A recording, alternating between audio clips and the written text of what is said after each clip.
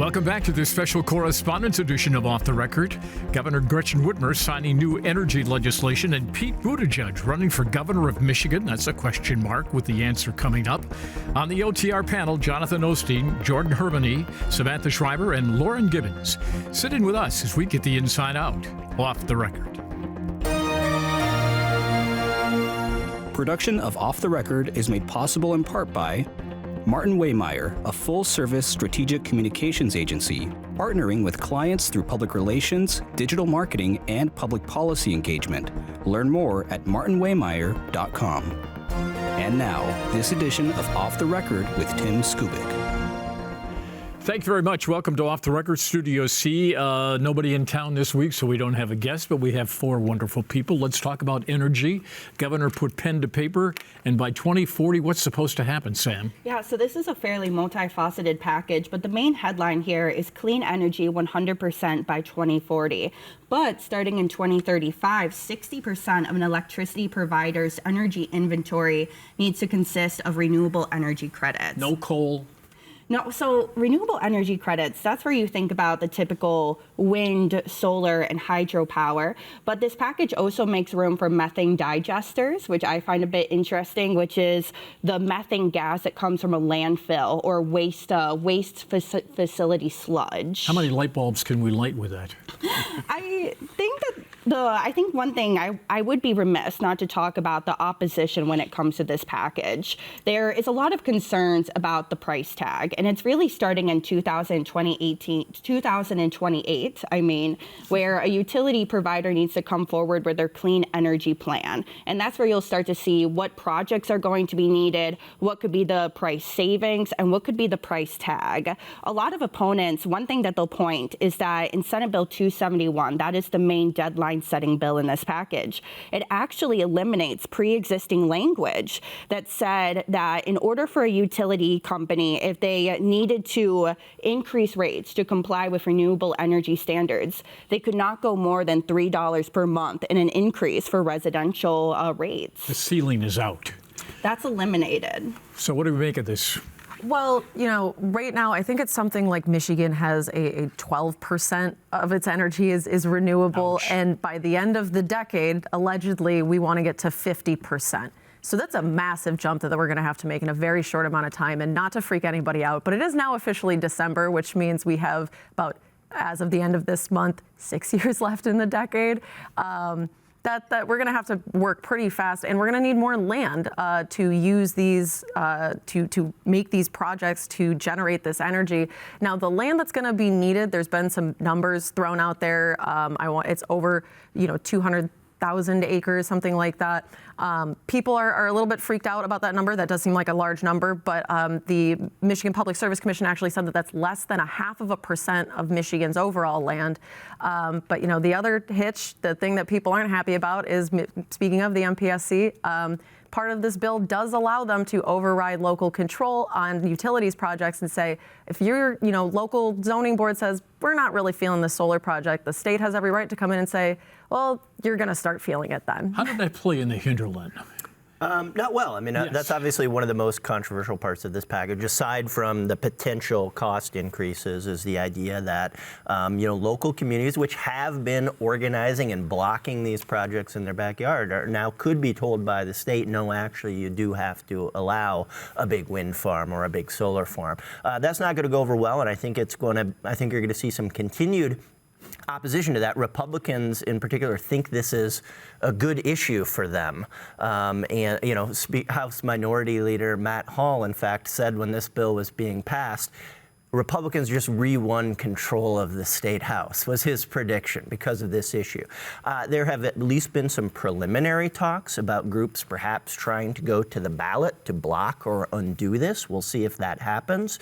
But if it does, we're going to see money from all over the country pour in here on the folks who support this say it's making Michigan a national leader in clean energy. It's a real big deal for Democrats and environmental groups who have been working on this issue for decades. But you're going to see a lot of money pour in from outside the state if, in fact, there's some sort of a ballot issue or something like that from business groups and other utility opponents who want to fight this. Local control is a hallowed thing. across the state of Michigan, particularly in outstate Michigan. This is our land. We got it. We're going to control it. Right, and I don't think that it's necessarily partisan either. There are also, rural, somewhat leaning Democratic communities around the state that are drawn into some of these more Democratic-leaning districts where people may be asked to have renewable energy projects that they don't necessarily want. Not in my backyard is a bipartisan Yes, campaign. absolutely, absolutely. So this is something that the issue is not going away. Just because it passed and was signed does not mean that we're going to hear the end of this for a long, long time. It is really interesting how Democrats are framing this, though, because I believe at the bill signing, Whitmer said, well, this is an issue of, my personal land, your own land, you should be able to do with it what you want. And sort of reframing this as a, yes, okay, we are maybe stifling local control, but you as the property owner, you have your own individual property rights. If you want to put a solar farm up, then you should be able to put a solar farm up. So it'll be interesting to see how that plays, particularly to the point about Republicans winning the House. Republicans typically are the party of, well, my actions should be dictated by myself. So curious if that gets any play, curious if that goes anywhere, and if that message can even take off the ground. What I'm curious about is what's going to be the future for something like aggregate mining, which also has local government opposition. Legislation that's similar to this that allows the MPSC to certify wind and solar projects. There's legislation that allows EGLE to permit aggregate mines. A lot of local communities like having the ability to say that we don't want to mine here. And then on top of that, you also have environmentalists that wanted this clean energy project that don't like aggregates because of the environmental risks of mining. But the bottom line here for Mr. and Mrs. Consumer who turn on the switch and want the juice, is this going to cost them more? Well, time will tell, but yeah, obviously the utility companies are going to have to invest a lot of money in new development of energy resources, and that costs money. They're going to go to the state and ask to recoup that money through ratepayers. I think it just goes into the question about when I talked about that rate cap for increases to comply with renewable energy standards. Why did they eliminate that? Proponents could say, this gives the MPSC every authority that they need in order to usher in this new clean energy future. Opponents are going to say, why didn't we give consumers every possible safeguard that they needed? For example, Senator John DeMoose, a Northern Michigan Republican, he had an amendment that failed by party lines that said if energy rates exceeded the rate of inflation, these deadlines would be frozen. Why did that fail? Because, I guess this could have at least given someone a peace of mind. I don't know. This is going to be a test of where we are Michigan-wise, because I think they need an ad campaign that says, if we don't do this, here's what happens, boys and girls. Because there are consequences to staying on the carbon train. Yeah, I think that's very true, and that's the message that I think Democrats would like the public to see. But nobody said that yet. I haven't heard anybody say squat about it. I assume that if Republicans make this a campaign issue in 2024, which is likely, I think the Democrats will come out and bring that environmental argument that Michigan needs to look ahead and look forward. And I think they had an interesting strategy, especially in terms of trying to get labor involved, trying to convince labor that there are job opportunities here, that there are some training elements to adjust people's skill sets to fit some of these renewable energy options. So I think there's some work going on in the background to kind of lay that groundwork. But you're right, it hasn't necessarily become the message yet. So they need to get ahead of that ball. I want to emphasize, and that's why I talked about the aggregate mining, wind turbines and solar farms, they don't just come for free. I talked to the Michigan Aggregate Association. It takes 2,500 tons of aggregate for a single wind turbine. For a solar farm, it can take 200,000 tons of aggregate. Goodness gracious. Start digging. All right. Let's dig into the Karamo story. What is going on over there? She's the chair of the Republican Party for how long? Yeah, well, we'll see. There is a real effort inside the Michigan Republican Party right now to try and oust her from her position as chair. It's about 9 months into her tenure. And basically, what a lot of folks predicted has happened. The party has not been able to raise money. Karamo and to some extent, Matt DePerno, who is was running against her alienated traditional Republican donors, and there was always predictions that those donors were going to sit out and no longer fund the party. We're seeing that happen. It makes the party relatively irrelevant in the upcoming 2024 election cycle. But there are some folks, and I don't know yet if it's a majority on the state committee of the Republican Party, but there are certainly some folks who are very loudly now saying, let's get somebody else in there so we can at least raise some money for the 2024 election cycle.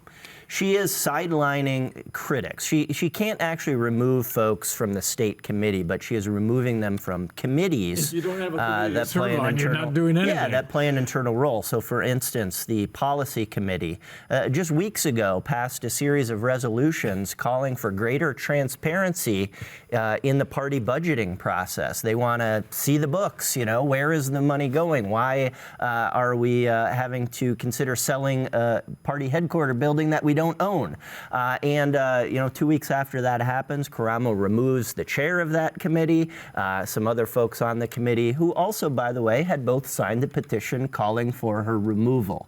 Karamo says, it didn't have anything to do with that, but I mean, pretty clearly she is at least marginalizing some of her top critics in the party right What do you think? Yeah, well, yeah, because I mean, there's only so long and only so far that we were left with all of this debt. We were left when we drained the swamp, when we got the rhinos out. Like, this is what they left us, and so you gotta feel a little pain to get a little gain.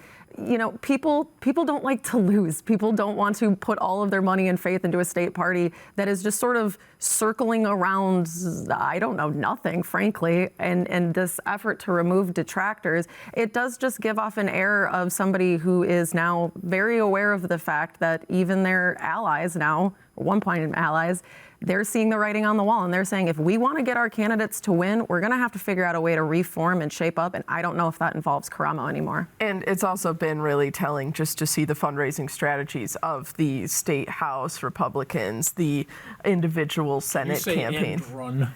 Yeah, everyone is figuring out their own way because they're not seeing any real hope from of additional funding from the party. So they are going around these structures, which is complicated. I mean, it's not necessarily easy to build your own fundraising structure without some state party assistance. This is brand new territory for a lot of campaigns, but they're doing it because they think that's necessary to win at this point. And the Democrats are sitting on the sidelines saying, go for it. The more turmoil, the better for us. I mean, I think where my mind is kind of going into is the present day state of political polarization and how kind of thinking about the state GOP and, the state parties as kind of being the embodiment of where things are, a divide where there's even further divides within their own members. So I would kind of like to take this moment to spotlight a project that we did at MERS, thanks to our House reporter Danielle James, our intern Maggie George, and editor Kyle Malin. They found that for the state House alone this year for 2023, fewest unanimous votes since 1849, the year after the U.S.-Mexico War. Off the record wasn't even around back then. Don't be so sure. So in 2023, in the state House, there were 19 unanimous votes within the chamber. And this is coming after from 2001 to 2022, our team collected that the average unanimous vote number was actually more than 280. In some years, there actually being nearly 700 unanimous votes, nearly 800. And part of that, to the point of GOP infighting, is the fact that there are some, folks who align more with Karamo. The Freedom Caucus, you've had Jim DeSena on this show, who from the very get-go, the very first vote, chose not to vote for House Speaker Joe Tate, which is usually a ceremonious vote. It's a gimme. They made clear that they were going to be opposition on pretty much anything, and have been. So of course, Democrats have a couple, progressive versus establishment issues in their own caucus. But that I did see that MERS report on the lack of bipartisan votes. It didn't surprise me, actually, based on the tenor we saw from the very first day of this session. All right, Lauren, let's talk about animal safety. The sheriff over in Genesee County's got a legislative proposal that basically says let's create a registry of animal abusers, sort of a la the sex registry that the state has, and let's make sure these folks never buy any more animals to abuse.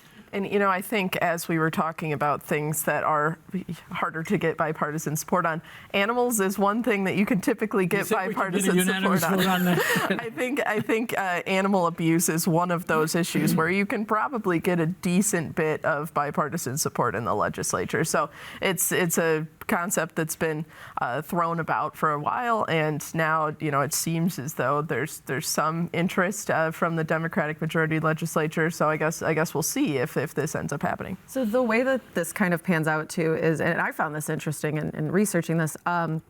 So shelters, animal shelters, they can look up through MSP whether or not you have a convicted record of abusing animals. And, I'm, just a guy coming in off the street, want to get a dog. They see, hey, no, you actually were, arrested, charged for animal cruelty. They can deny you. But pet shops, if I go to Petco, I want to buy a cat and I have a history of animal abuse, they can just sell me the cat because they have no ability to double check who I am, what I'm doing, yada, yada.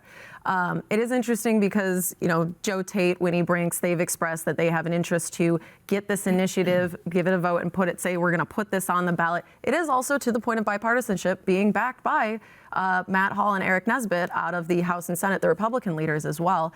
And, you can't help but wonder because Chris Stotts, he is potentially maybe a run for governor. Strike maybe. It's, yeah, no, exactly. This is a really good way to whip up and say, hey, I'm a person that can work with both people. It's not a bad first step out the door for a lot of people, like seeing him, being aware of him for the first time. Well, Sheriff Swanson particularly wants to do this through the legislative process, which is less expensive than a statewide petition drive where you got to go out and get names. Yeah, of course. I mean, we've seen some petition drives falter over the last couple of years because the signature gathering process is expensive typically and takes time. If you can get the legislature to put it on the ballot, it can save you at least $1 million, probably more. We saw that with the personal financial disclosure last year. A group threatened to go to the ballot, but struck a deal with lawmakers to instead get it on there without having to go through that expensive, signature gathering process. So I think in the first of the year, we're going to see some action on this. I know that the Speaker's office sort of backed off a report that said he had signed off on putting it on the agenda. But with all four of the legislative leaders, you have to assume this thing's going to fly. I would say that I've given up on trying to make projections of what 2024 is going to look like. But I think everybody at this table makes a very valid point, is that this is kind of a purple bipartisan issue. Michigan, we just like some kumbaya moments and petting some dogs. Well, there is also a political aspect to this, not only vis-a-vis the candidacy of the sheriff for governor, which is coming down the road supposedly, but also the idea that the people will rally to this issue, not in large numbers like the abortion issue, but this could be a vote driver that could help out the Democrats in particular. Is that too far-fetched? I mean, I don't know. I'm not sure, actually. I guess I've never... Well, if we agree that everybody loves their pets, and you get a chance to show up to protect them. So why would it just be a Democratic issue, Yeah, though? I don't think Republican leaders would be backing it if they thought it was going to be some sort of huge Democratic win at the ballot box. Yeah. I think as we've all pointed out, animals are an easy win for everyone here. So, they can all go back to their districts and say, hey, look, local shelter or local pet store, like, we supported this animal abuse registry. And that is it's a pretty easy victory, but I don't necessarily know that it gives any particular party a political edge, except in the sense, if you're in the Democratic majority, you can say, hey, look, even though we have a tied house, we passed something, which may be, in and of itself, some sort of benefit. I think everyone's kind of gearing up for another record-breaking year in 2024 when it comes to general election voter turnout. I was just in Detroit yesterday where the governor signed more than 20 different election access bills, one of them being allowing 16-year-olds to pre-register to vote when they get their driver's license. And then when 2024, the election comes around, the Secretary of State is going to call them up and say, hey, you can vote, you're eligible, let's go. Republicans are absolutely, they hate all this stuff, don't they?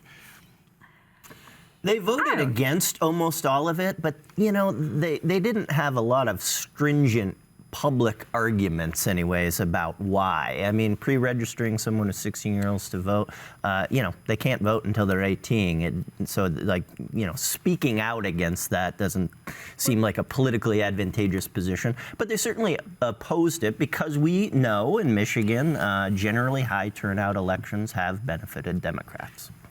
I'm just saying that same thing with the other parts of the package, not allowing, having a disclaimer for when AI is used. Obviously, deepfakes are becoming more and more of a thing.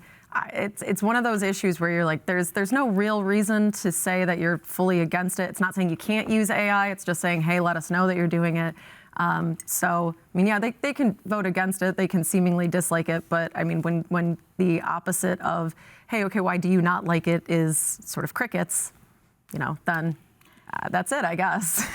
So legislation for criminal penalties if you intimidate an election worker, specifically because they are an election worker with interference to have some sort of effect on that election. I think we'll just have to wait and see. Yeah, there is a real fear out there. I mean, if you talk to Ms. Benson and local clerks, I mean, they're worried. For sure. I think the biggest part of that package that was signed yesterday and didn't get quite as much attention is the post-election process changes. So, it's all a reaction to 2020 and basically buttoning up the election system, the certification process, so that an aggrieved candidate, such as we saw President Trump in 2020, can't do as much to meddle in that process. So, for instance, they sped up the timeline for certification. They changed who can appoint members to the Board of State Canvassers. Louder voice. That does, basically Christina Caramo, the Michigan Republican Party chair, now cannot be the only person to nominate Republican candidates for the Board of State Canvassers. And they also did some things to try and prevent fake elector scenarios from happening again. Basically told county, which is important because we saw in Wayne County, and state canvassers that they have a ministerial, clerical, and non-discretionary duty to certify results, to try and avoid a partisan gridlock that prevents certification. You're not going to rule on this stuff. All right, we'll see. I think the bill that Jonathan mentioned is also interesting, dealing with if you're a presidential candidate and you feel that there's an error in the election results in Michigan, you have to wait within 48 hours after that election is certified by the board, and then you have to go directly to the Michigan Supreme Court to file a complaint with these results. We had Pete Buttigieg in town, and we had a chance to sit down and talk to him, and we got around to politics. Look, this guy's going to run for something. Do we agree? Of course. Absolutely. He's ran for a lot of things already. If you ran for president, you don't go and say, well, I'm not going to do anything. So the two questions were, what about U.S. Senate? He confessed that I thought about it, for about a minute, he said, but he did talk to other people. Other people talked to him with Debbie Stabenow out, and now he's up in Traverse City. All right, so that's off the board. Then we asked him, well, what about Governor Pete? And there was a pregnant pause, and come to find out, he thought about that too, but not a lot. So what do you make of all this, Jonathan? I got two stories out of it. Obviously, Buttigieg is going to run for something else, whether it's at a state level or federal office. He has proven himself to be a pretty formidable candidate. He didn't win the presidential race, but he made some waves and a lot of fans. He made a statement in Iowa and New Hampshire. For sure. Remember? So, one interesting thing to note, he moved to Michigan a few years back, but actually changed his residency and registered to vote here ahead of the 2022 election. Yeah. And that's notable because to be governor in the state of Michigan, you have to be an elector in the state for at least 4 years. By registering ahead of 2022, he will be eligible should he decide to run in 2028. Now, I think Democrats actually are going to have a pretty deep bench of candidates. I mean, you mentioned Chris Swanson. He's not the most prominent. Perhaps Secretary of State Jocelyn Benson, Lieutenant Governor Garland Gilchrist. There's going to be a lot of high-profile Democrats interested in that race, and Buttigieg will have to sort of feel that out and whether the Michigan Democratic machine wants to count him as one of their own. They're not going to be desperate to field the candidate. Of course, he was not going to sit across from me and say, yes, Kubik, I'm going to run for governor. Okay, he's not going to do that. But clearly he is thinking about stuff, even though he comes back to his message where he is, I got to do, my future depends on how well I do, is the Secretary of Transportation, and he's right on that front. Well, yeah, I mean, that's the public record that we're going to be able to hold him to. With others, you know, with Benson, we can go back and see her time as clerk. With Swanson, his time as sheriff. So, yeah, he's going to need some kind of record. It doesn't shock me that he's thinking about running for governor. Who isn't going to think about running for governor in the next couple of years? I mean, really, anything's possible. The number of state legislators that might come out and say, hey, we're running. To Jonathan's point, it's probably going to be an extremely crowded field. Buttigieg may have a leg up in the sense of having potential networking donors that could come in from out of state, really help him out there. He's going to be going up pretty formidable opponents with fundraising. I know Benson really doesn't have any issues with fundraising for her campaigns before. So, you know, he could be a contender. All right, Sandy Penciller is announcing today he's running for the U.S. Senate. Surprise, surprise. Yeah, I guess as there is a lot of interest in that seat. As I think we mentioned before the show, it's a little late in the game at this point.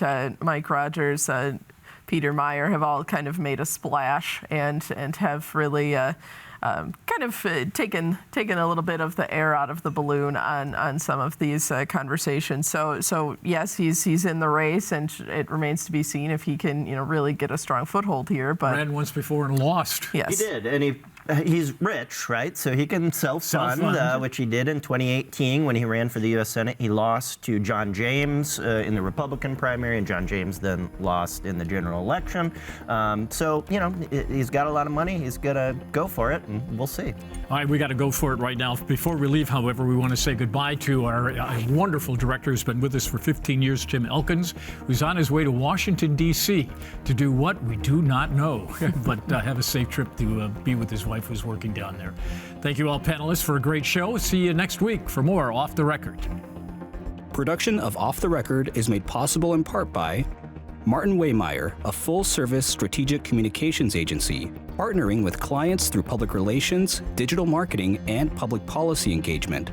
Learn more at martinwaymeyer.com. For more Off the Record, visit WKAR.org.